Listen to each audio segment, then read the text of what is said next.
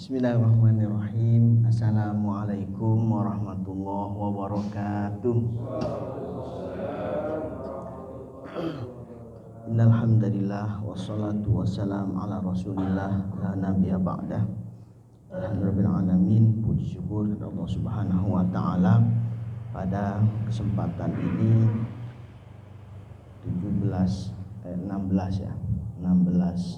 Sya'ban 1443 Hijriah. Betul? Betul enggak? Tanggalannya pada lupa. Nisfu Sya'ban kemarin telah kita laksanakan, sehingga sudah terasa semakin dekat kita akan memasuki bulan suci Ramadan lagi. Alhamdulillahirabbil alamin. Ya, mudah-mudahan Allah Subhanahu wa taala menyampaikan umur kita ke bulan suci Ramadan. Seneng nggak? Ada yang nggak seneng? Ini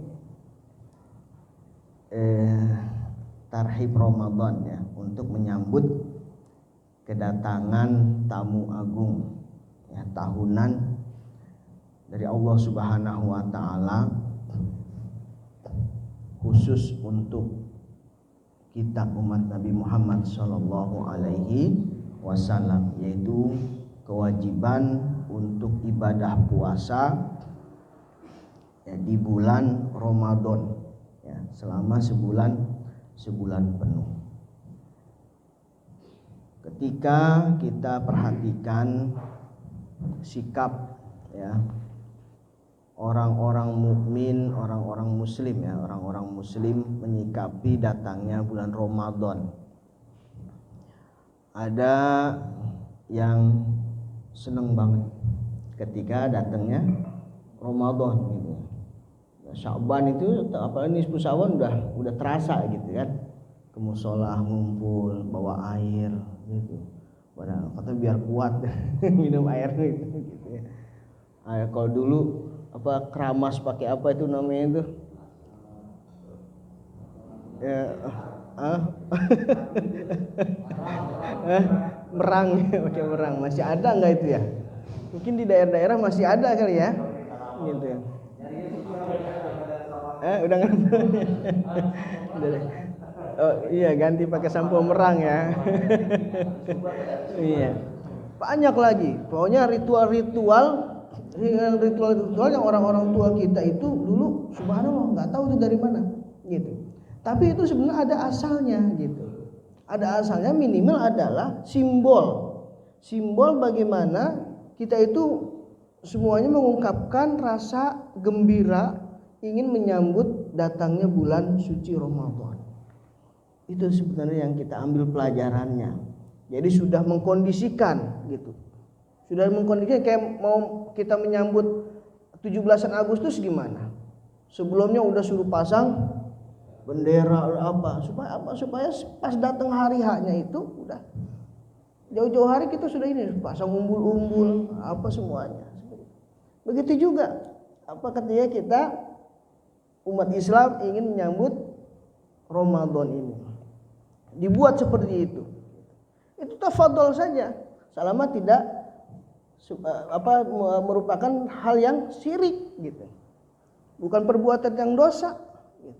Enggak apa-apa, ritual gitu, simbolis saja gitu. Nah, ini ada yang gembiranya sampai begitu gitu. Ya, lebih-lebih kegembiraannya ini didasari oleh sebuah hadis ya, mungkin hadisnya hadis dhaif ya, hadis lemah, tapi nggak apa-apa karena itu motivasi gitu, motivasi ya. Siapa yang gembira menyambut datangnya Ramadan, hurima jasaduhu minan nar gitu. Siapa yang gembira menyambut datangnya Ramadan, ini diharamkan baginya badannya itu dari api neraka. Kan itu motivasi gitu, motivasi. Nah, maka orang mukmin ini sehingga jauh-jauh hari ya sudah mempersiapkan dirinya untuk menyambut datangnya bulan Ramadan, ya. Selain daripada terbayang di matanya itu akan keagungan bulan Ramadan itu sendiri yang beda dengan bulan-bulan lain. Minimal apa? Minimal kelihatan ada sholat taraweh tiap hari, tiap malam. Itu kan sesuatu suasana yang tidak ada di bulan lain. Itu sesuatu yang berbeda. Sampai biji salak, sampai empuk gitu.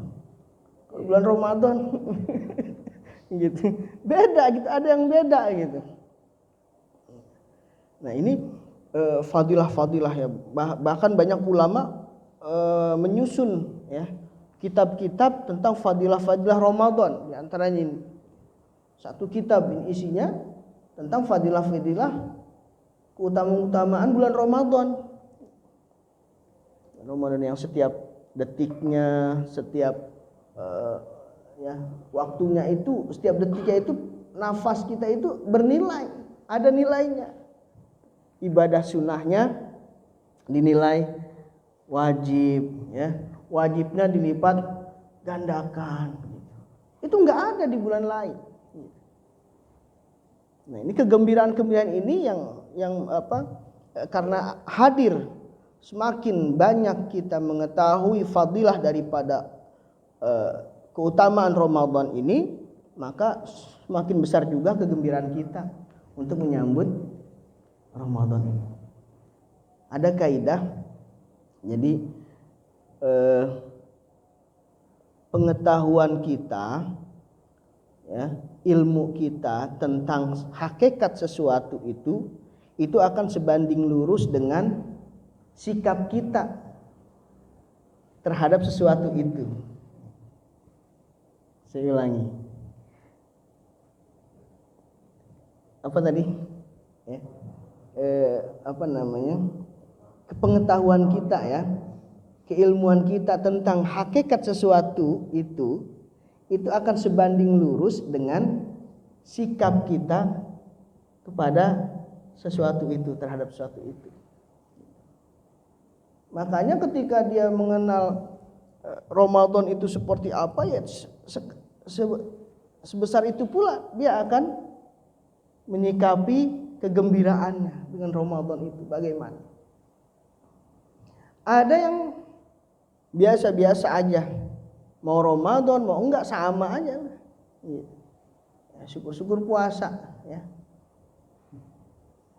Lewat begitu aja udah, seperti biasa aja gitu, sama.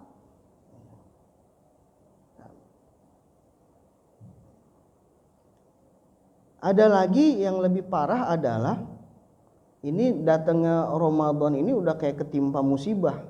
Naudzubillah min. Kayaknya Masya Allah puasa lagi dah, begitu, lemes lagi dah, begitu bawaannya. Masya Allah, udah pokoknya udah kebayang yang susah-susah begitu. Ya, itu 3 sikap daripada orang muslim, ya, orang muslim menyikapi daripada Ramadan. Bahkan di sebagian negara-negara seperti negara Mesir yang saya pernah belajar di sana, itu kalau bulan Ramadan itu ada lampu khusus, itu namanya koanis, ya, lampu gantung di setiap rumah gitu. Kayak lampion, cuma dia bentuknya kayak apa ya? Pokoknya kalau ada lampu khususnya gitu, bentuknya pun khusus gitu, namanya koanis gitu, ya, namanya koanis. Ya, hampir kayak gitu dah, kayak apa namanya, ya sebenarnya sama ininya gini. Jadi sepanjang Ramadan ini terang terus gitu, hidup terus gitu. Jadi malamnya dihidupkan Ramadan itu sebagai simbol seperti itu. Kemudian juga setan-setan makanan, ya, manis-manisan itu sepanjang jalan gitu. Pokoknya beda banget gitu. Kemudian yang lebih dahsyatnya, semakin mau terakhir Ramadan, semakin mau Ramadan berakhir, itu masjid semakin penuh. Qiyamul Lail, tahajud itu semakin penuh. Beda banget sama di kita gitu. Semakin ke menjelang Idul Fitri semakin hilang. Gitu. Nah, udah pada zakat mall semua. Nah, ini jadi sikap kita terhadap Ramadan ini perlu ditingkatkan dengan diantaranya adalah mencari tahu fadilah, keutamaan Ramadan dan amalan-amalan di bulan Ramadan yang bisa memotivasi kita untuk kita mempersiapkan daripada bulan Ramadan tersebut. Seorang ulama pernah mengatakan bahwa bulan Rajab adalah syahrun Rajab, syarhun lizar'i. Kalau bulan Rajab itu ya ibarat bulannya mulai menanam. Kalau bulan Sya'ban, syahrul Sya'ban itu adalah syahrun li sukya az-zar'i, yaitu untuk menyirami tanaman yang tadi ditanam di Rajab tadi. Ya, syahrun li sukyi. Kemudian Ramadan itu syahrun untuk panennya. Ramadan ini adalah bulan panennya. Tapi kebanyakan kita itu baru siap-siapnya di Ramadan gitu. Ya. Semakin dekat mau Idul Fitri baru ngechat, baru sibuk-sibuk nyiapin Idul Fitrinya gitu. Padahal bulan Ramadan itu adalah bulan untuk kita panennya. Jadi kita sudah tanam duluan di bulan Rajab, Sya'ban itu semakin kelihatan, kita siramin. Misalnya kita mau target nanti bulan Ramadan ini kita punya target. Target apa? Target tilawah Qur'annya, target qiyamul lailnya, target zikirnya. Wah, semuanya itu di Ramadan ada bulannya bulan ibadah, ya, bulannya ibadah, maka semuanya itu terkondisi ibadah semua,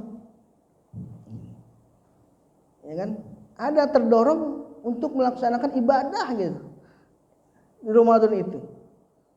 Ya, sengaja nggak sengaja itu pasti semuanya itu akan terkondisi seperti itu. Nah, ini pentingnya dari pelajaran daripada kenapa Allah Subhanahu wa taala menciptakan menyediakan bulan-bulan ibadah secara khusus, ya. Apalagi Ramadan bulan musim musim, ya, musimnya ibadah gitu. Ini karena pengkondisian penting halnya. Misalnya di warga jamaah musholah Nur Hasanah, ya. Ini sepakat kita untuk mengkondisikan sesuatu gitu. Penting itu gitu. Supaya semua warga ini terbawa secara otomatis. Seperti misalnya tawaf ketika haji, ya. Haji tawaf. Itu walaupun kita diam aja karena orangnya banyak, arusnya banyak, udah kebawa aja kita itu. Gitu. Ke bawah aja. Iya. Karena saking penuhnya gitu. Semakin penuh, semakin arusnya itu kita menciptakan arus yang baik, pasti orang akan terbawa gitu.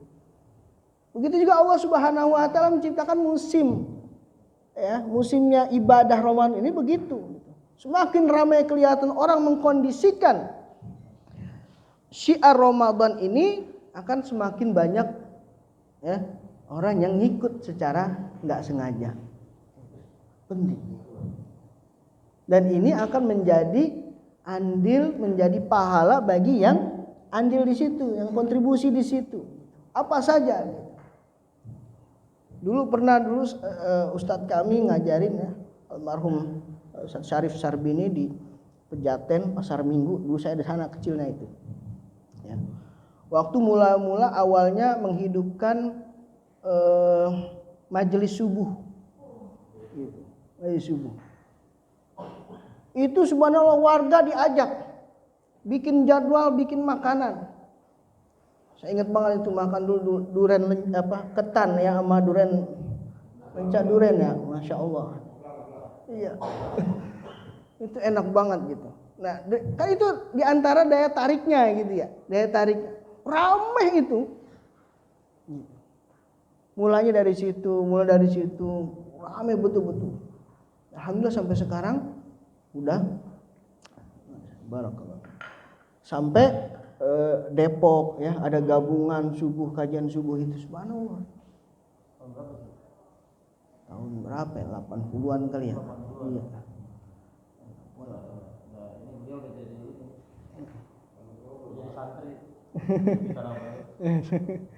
Iya. Dulu seperti itu, nah, sampai sekarang. Alhamdulillah fenomena seperti itu kita bisa kembangkan, kita bisa tingkatkan gitu. Bagaimana kita mengkondisikan masyarakat ini dalam arus kebaikan. Kebaikan ini sangat penting. Kita belajar daripada Allah Subhanahu wa taala menurunkan syariat-syariatnya. Di antaranya adalah syariat bulan puasa ini, bulan Ramadan, mengadakan kegiatan-kegiatan yang memang tidak ada di bulan-bulan lain. Di bulan-bulan lain. Buatlah sesuatu yang orang itu tertarik karena merasakan ada hal yang berbeda di bulan lain. Sangat penting itu. Itu adalah apa ya? Bukan kewajiban ya. Ya mungkin kewajiban juga ya. Kita sebagai penggerak, bagaimana kita menjadi penggerak kebaikan di daerah kita. Ya, kita. Maka hendaknya sudah kita musyawarah bagaimana yuk di daerah kita nih jadi ada ciri khasnya, kalau Ramadan tuh ada ini gitu. Nah, ini penting sekali. Karena dengan begitu insya Allah segala amal kebajikan yang dikerjakan oleh orang tersebut lantaran sebab kita, kira-kira kita dapat pahalanya enggak? Pasti kita akan dapat pahalanya. Kalau kita mau dapat pahalanya 10 kali lipat, dicari orang 10 yang bisa ikut kegiatan program kita. Mau 100 ya, bagaimana caranya ngajak orang 100 bisa ngikut program kita. Buat. Misalnya di setiap Ramadan nanti ya musola Nurul Hasanah tiap Ramadan ngehadirin Imam Masjidil Haram misalnya, masya Allah gitu. Misalnya kan gitu, amin aja gitu. Iya kan? Ada sesuatu yang khusus gitu, kan bisa aja. Jadi terasa tarawihnya itu kayak di Masjidil Haram, masya Allah gitu.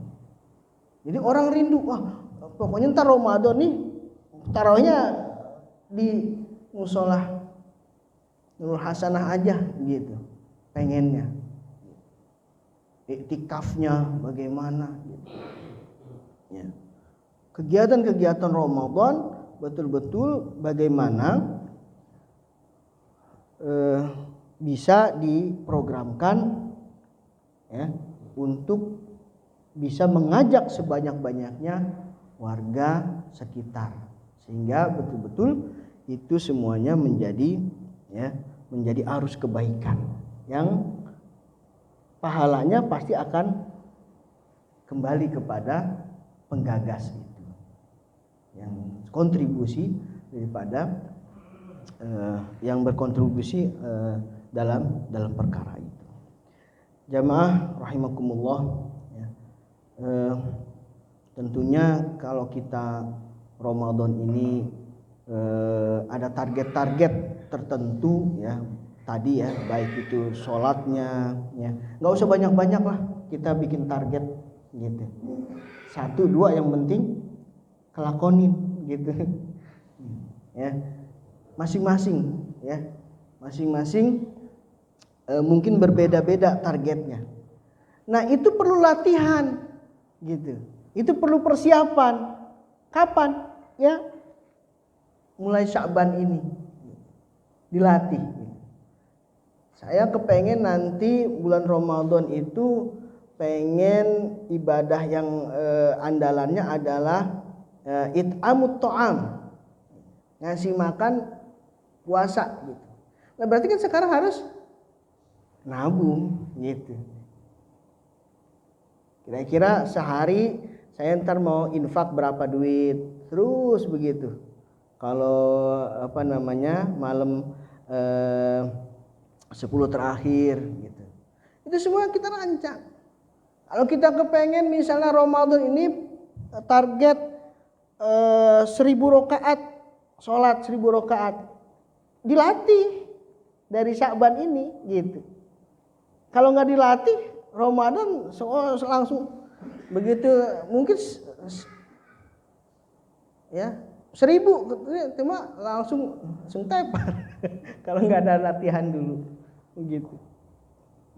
Makanya ada seorang yang datang pada sahabat ngadu kepada sahabat waktu itu, Allahumma shalli alaihi namanya ya. Itu ini saya puasa cuma lupa mulu gitu, lupa makan gitu kan. Kemudian baru berapa ini lupa makan lagi gitu ya. Nah, katanya ente nggak biasa, karena ente nggak biasa puasa gitu, belum ada latihan gitu, pada saat itu. Nah, makanya pelatihan itu penting gitu, penting. Kan kadang kalau hari pertama karena nggak biasa puasa kan gitu, kayaknya bukan bulan puasa gitu. Atau sebaliknya, karena kita sudah selesai Ramadan, terbiasa puasa, nah hari-hari biasa perasaan masih berasa puasa, bulan puasa begitu. Karena apa? Itu kebiasaan. Nah, makanya penting yang pertama adalah kita pasang target bulan Ramadan ini, tahun ini kita mau andalan ibadah kita itu apa gitu. Misalnya tahun kemarin kita udah ini ya, besok apa gitu, ada targetnya. Kalau misalnya tahun kemarin khatamannya 3 kali, yang sekarang berapa nih gitu ya. Target individu atau juga target masyarakat gitu. Di musola Nurul Ihsan ini, Nurul Hasanah ini, pokoknya ada tadarus jama'i ya, secara jamaah tadarus ya, tiap hari tiap malam. Target misalnya berapa kali khatam gitu. Saya pernah di Kediri 2 minggu waktu itu ya, itu bukan bulan Ramadan, itu setiap Jumat itu pasti khataman, ada khataman. Jadi masjid ya, jadi di banyak musola masjid gitu di sana itu. Jadi memang sudah ada tradisi gitu. Di kampung itu khataman, jadi nggak pernah kosong nih gitu.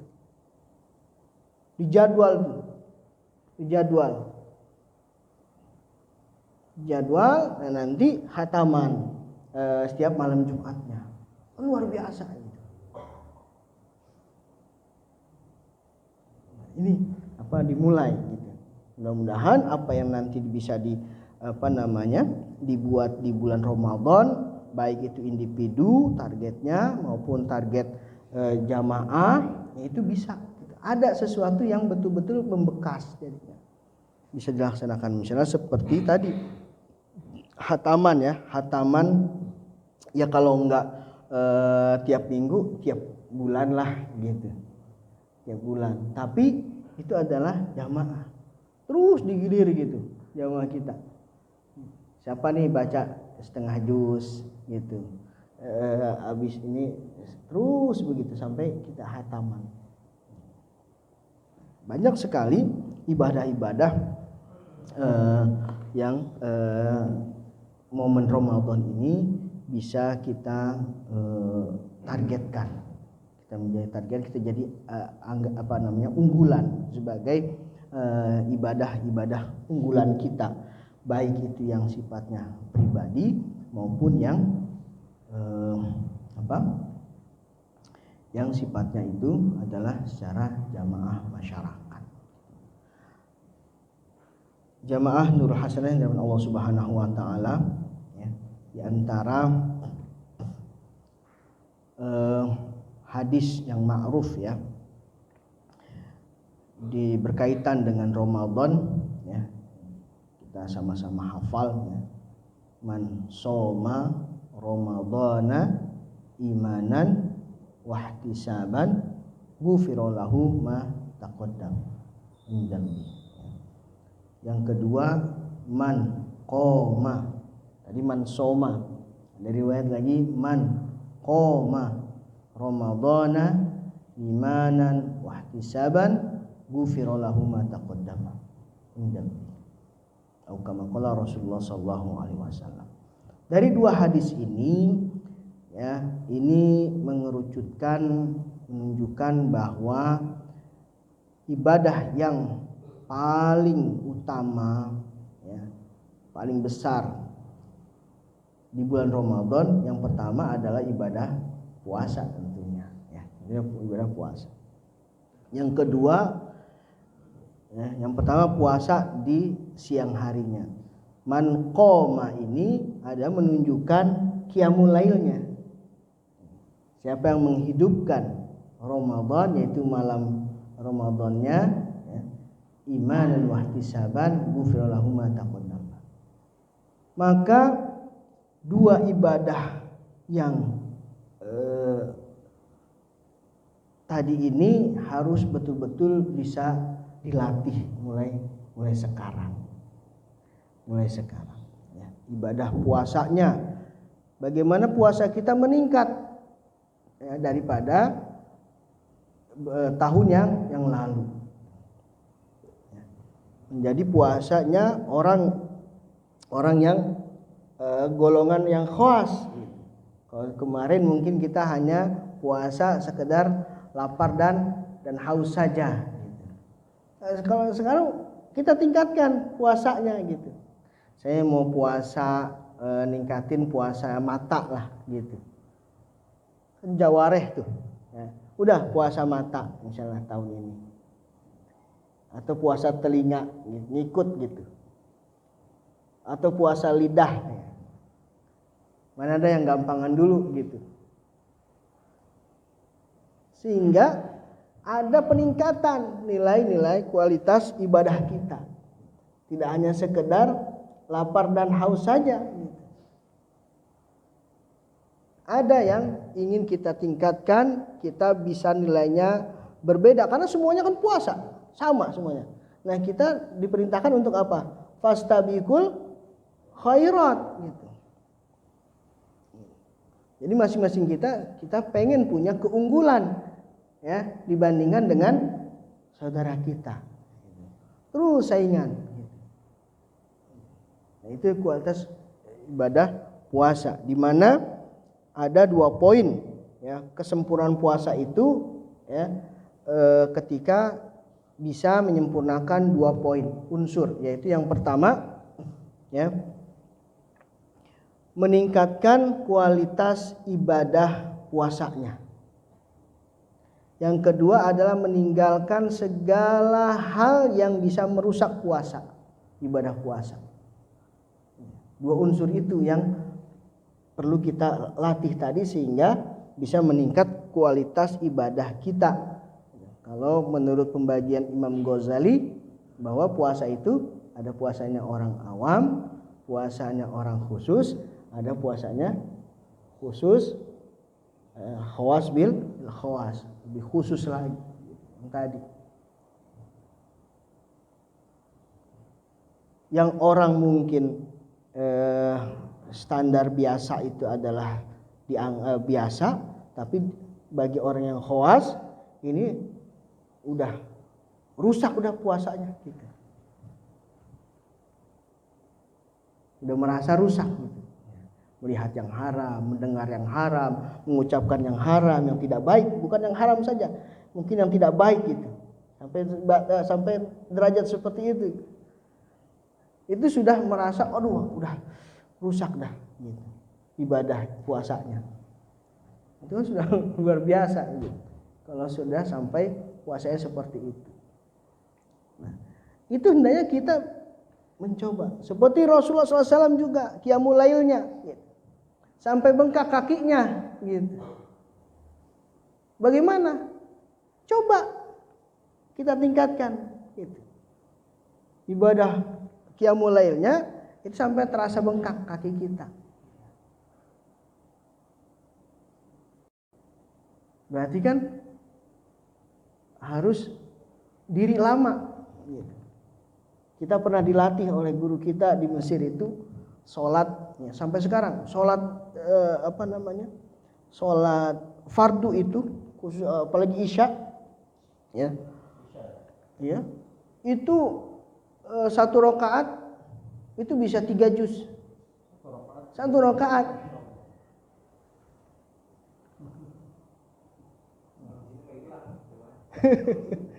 Gitu. Kita sendiri gitu, jangan sama jamaah gitu. Kita sendiri. Tapi kalau di sana memang menjadi masjid khusus gitu. Hah? Enggak, kalau kita gitu. Kalau di sana jamaah. Kalau di sana jamaah gitu. Kalau kita ya tadi, mungkin kalau kita ngadain di sini orang bubar gitu. Tapi begitu Rasulullah SAW kan pernah sholat kemudian Ibnu Abbas ngikutin di belakang gitu, ngimamin, makmumin. Ini Rasul kapan rukunya nih gitu kan, mau terakhir ayat terakhir gitu di surat terakhir, sebentar lagi ruku. Rasul masih nerusin gitu surat Al-Imran, terus surat An-Nisa gitu, Al-Maidah, Masya Allah gitu. Kapan rukunya kata gitu. Sampai bengkak kakinya. Kita coba begitu. Satu rakaat ya, baca berapa halaman tahajudnya. Itu kualitasnya. Karena apa? Salat yang paling afdol adalah yang paling lama berdirinya. Yang paling lama berdirinya. Nah, ini makanya dilatih gitu. Kalau nggak dilatih nggak bisa. Dulu waktu pertama saya begitu juga ketika makmum sama Syekh itu satu rakaat Al-Baqarah kan, sampai betul-betul tidur itu kita gitu. Tidur itu. Tapi ketika terbiasa gitu kan, sudah ngikutin terbiasa, alhamdulillah gitu. Kita bisa coba sendiri. Kita bisa namanya adalah Syekh Usamah Abdul Azim ya. Beliau dikenal dengan Imam Syafi'i kecil gitu. Imam Syafi'i Shogir gitu. Karena ibadah sholatnya luar biasa gitu. Ibadahnya itu luar biasa sekali. Sholatnya terkenal dia sholatnya. Nah ini jamaah sekalian, penting kita melatih fisik kita, karena ibadah puasa ini termasuk ibadah fisik. Ibadah itu kan ada ibadah harta, ada ibadah fisik kan. Kalau sholat, puasa termasuk ibadah fisik gitu. Kalau ibadah harta, ibadah zakat, infak, ya kan. Kalau yang dua-duanya haji umroh, ya kan. Haji umroh itu adalah ibadah harta dan juga ibadah fisik. Nah, ibadah juga ada dua, ya. Dari sisi ibadah itu tidak hanya melakukan sesuatu, tapi yang termasuk ibadah juga menahan atau tidak mengerjakan sesuatu. Gitu. Kalau puasa berarti termasuk ibadah yang mana? Ibadah yang menahan, ibadah yang ya tidak melakukan sesuatu, gitu. Karena dilarang. Kalau sholat ibadah yang melakukan sesuatu, wudu ibadah melakukan sesuatu. Nah kadang makanya ada pertanyaan daripada sahabiat gitu kepada Rasulullah SAW. Ini kalau kita lagi haid gimana nih? Boleh nggak kita menahan haid supaya kita tetap ibadah puasa gitu? Seperti itu. Sampai begitu karena apa? Kepengen ibadahnya luar biasa gitu. Ya kan? Karena kepengen ibadahnya, tapi Rasulullah ngasih pemahaman bahwa ya tidak melakukan ibadah atau meninggalkan ibadah puasa bagi wanita haid itu juga merupakan ibadah, karena sama-sama mentaati ya Allah Subhanahu wa ta'ala, baik itu berupa perintah maupun berupa larangan. Itu adalah hakikat ibadah. Hakikat ibadah adalah mentaati daripada perintah atau larangan. Itu adalah hakikat ibadah yang terpenting. Jadi ibadah itu tidak selalu adalah melakukan.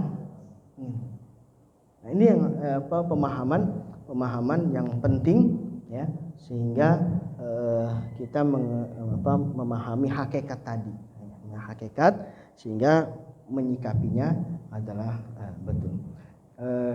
Jamaah hasanah yang dirahmati Allah Subhanahu wa taala,